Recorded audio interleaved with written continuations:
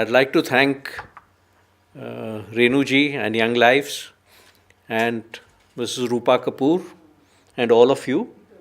It's been an enlightening experience, and what's happening on the ground, unless we understand it fully, unless we go through it in great detail, all our policies are going to be wrong.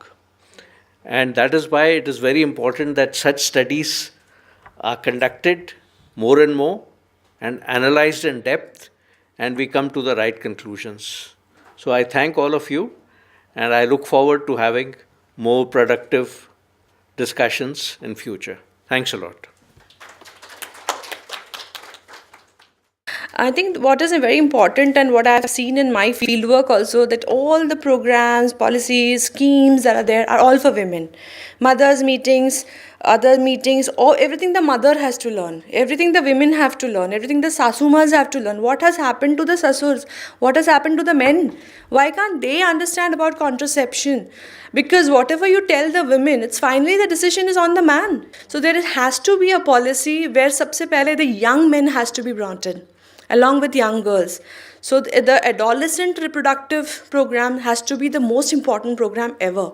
So once that is done, everything else, whether it is contraception, it is malnutrition, it is whatever, will all fall in place if adolescent health is focused.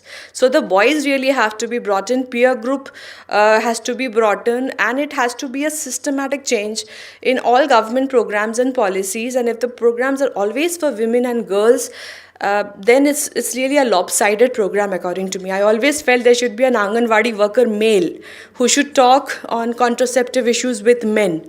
We have to have a proper system of adolescent clinics, maybe in the rural areas, in the urban areas, to address these issues. And we have to start with young people very quickly and reduce, not stop, but reduce our focus on women, because it has already happened with them.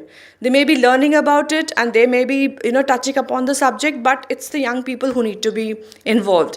We are also focusing on the concept of child sexual abuse and pregnancy. So if there is a training of the mothers on this, that if there is anything that you see different in your child, even a missed period, talk to your child and start working on it now. Or take precautions. Preventive is everything that we have tried, everything under the sun you can talk it. We have had the POXO e-box everywhere. Now we are doing it with the Ministry of Railways. We have done it at the airports. We have done it in the planes. We have done it everywhere, in the parks.